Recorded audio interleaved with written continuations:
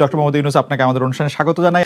আমরা যখন আজকে ব্যারিস্টার সুমনের সাথে আমরা শো করব, তখন অনেকেই আমাদের কাছে জানতে চেয়েছেন এই প্রশ্নটি করার জন্য। আমি একটু ছোট্ট করে এক লাইনে এই প্রশ্নটি করে রাখি যে আপনি আর ফেসবুক লাইভ করবেন কিনা বিভিন্ন সমস্যা নিয়ে, সাধারণ মানুষের বিভিন্ন সংকট নিয়ে। আপনি যদি ছোট করে বলেন, আমরা মূল প্রশ্ন যাওয়ার আগে, এটা সবচেয়ে বেশি আপনার কাছে প্রশ্ন।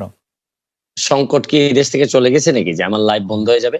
আচ্ছা, তার মানে আপনি করবেন সংকট? সংকট যদি থাকে, আমি ফেসবুক লাইভটা তো হচ্ছে কি আমার একটা এই প্রতিরোধ বা প্রতিবাদ করার একটা উপায়। প্রধানমন্ত্রী শেখ হাসিনার সঙ্গে দেখা হওয়া সামনাসামনি, সেটাই আপনার জীবনের সবচেয়ে বড় ঘটনা।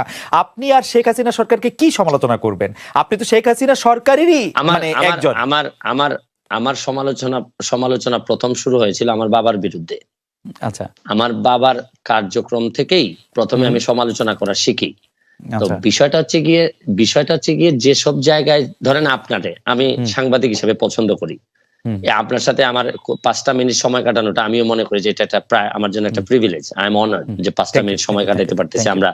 কিন্তু একই সময় কিন্তু আপনার বিভিন্ন বিষয়ে কিন্তু আমি একমত হব না, আবার আপনার বিভিন্ন বিষয়ে কিন্তু আপনার একমত তো হবই না, মানে বিনয়ের সাথে আমি আপনার সাথে চরমভাবে বিরোধিতা করব।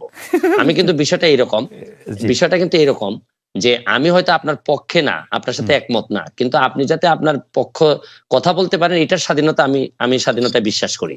সুতরাং এখানে বুঝতে হবে যে জননেত্রী শেখ হাসিনা সরকার প্রধানের সাথে সাথে উনি বঙ্গবন্ধু কন্যা। বঙ্গবন্ধু কন্যা জাতির জনকের কন্যা। উনার সাথে কিন্তু উনার কয়েকটা আইডেন্টিটি আছে, আপনারা হয়তো অনেকে একসাথে করে ফেলেন। আমার কাছে কিন্তু দেখেন, আমি কিন্তু এই এমপি হওয়ার আগেই বাংলাদেশ আওয়ামী লীগের প্রচার সম্পাদক যিনি বর্তমানে, তার বিরুদ্ধে মামলা হয়ে বাদী হয়ে কিন্তু আমি মামলা করেছি। সুতরাং আমি আওয়ামী লীগ করি, আওয়ামী লীগকে বঙ্গবন্ধুর আদর্শকে ধারণ করি, বহন করি, কিন্তু যেসব জায়গায় আমার সমালোচনা করার, যেসব জায়গায় আমার প্রতিবাদ করার, এই জায়গায় তো আমি বন্ধ হয় নাই বা আমি কখনো আটকে থাকি নাই, বা চেষ্টা করছি, আমি যতটুকু পারছি আমি চেষ্টা করছি। এইখানে বঙ্গবন্ধু কন্যার সাথে দেখা করতে পারাটা আমার জন্য একটা সম্মানের। এইখানে আপনারা মিলাই ফেলবেন না, কিন্তু উনি সরকার প্রধান যখন হবেন তখন সরকারের দায় যতটুকু থাকবে, যতটুকু উনার নেয়ার বিষয় আছে, এখানে আমি হয়তো উনাকে বলবো যে মাননীয় নেত্রী, এখানে আমার মনে হয় কাজ করার সুযোগ আছে। আমি বঙ্গবন্ধুর আদর্শকে ধারণ করি, এবং আদর্শকে ধারণ করা মানে কি, মানে হচ্ছে গিয়ে উনার যে আদর্শটা আছে এইটা আমাদের একটা কনস্টিটিউশনের মতো, যে হাইকোর্ট কিন্তু কনস্টিটিউশনকে মানে, কিন্তু যখনই কনস্টিটিউশন ভায়োলেট করার বিষয় আসে তখন কিন্তু হাইকোর্ট একটা রুল দিয়ে দেয়।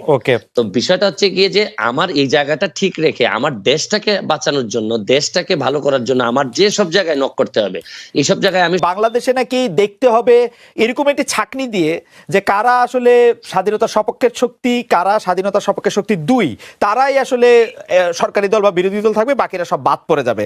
এইটি সম্পর্কে আপনার একটু মতামত জানতে চাইবো।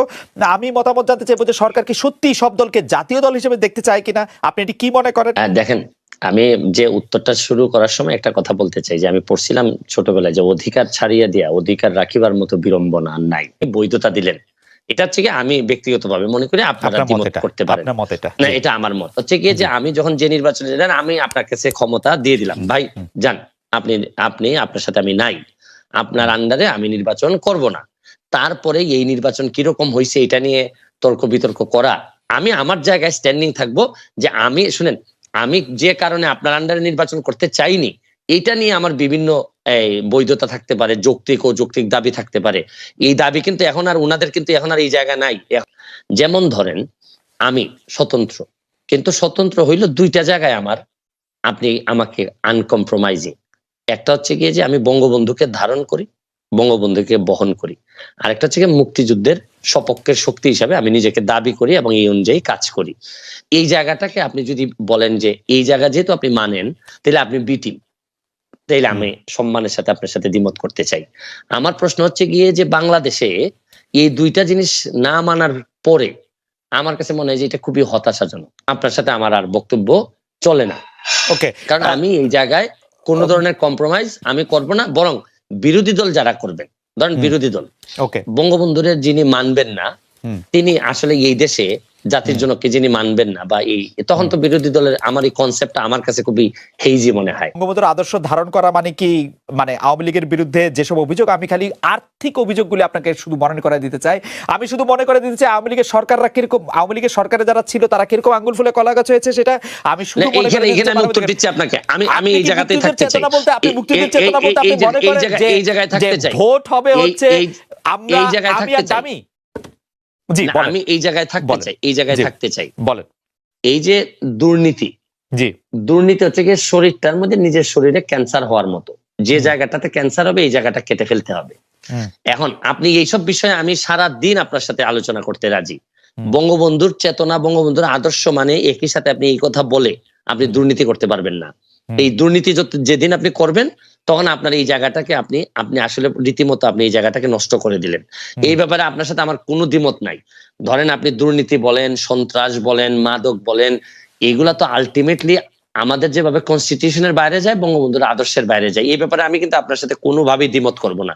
এবং এই কারণেই আমার যে ব্যারিস্টার সুমন হয়ে ওঠার যে গল্প, এখানে কিন্তু দেখেন আমার আওয়ামী লীগ করেও আওয়ামী লীগের প্রচার সম্পাদকের বিরুদ্ধে আমি মামলায় বাদী।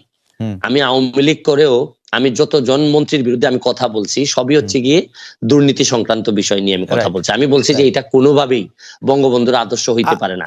আমার সাথে আমি যুবলীগের আইন সম্পাদক হিসাবে অব্যাহতি পাই কেন আপনি এটাও জানেন যে আমি যুবলীগের আইন সম্পাদক। আপনি প্রথম আমার ইন্টারভিউ নেন যুবলীগের আইন সম্পাদক হওয়ার পর। আমার অব্যাহতির কারণটা কি ছিল? আমার কারণটা ছিল আমি বলছিলাম যে একজন ওসি সাহেব আওয়ামী লীগ করার দরকার নাই। আমি বলছিলাম যে উনার এই মিছিল মিটিং করার দরকার নেই, আওয়ামী লীগ করার জন্য যথেষ্ট পরিমাণ মানুষজন আছে। কিন্তু এই ক্ষেত্রে তারপর আমাকে অব্যাহতি দেওয়া হলো। এখানে একটা মিসআন্ডারস্ট্যান্ডিং থেকেই যায়।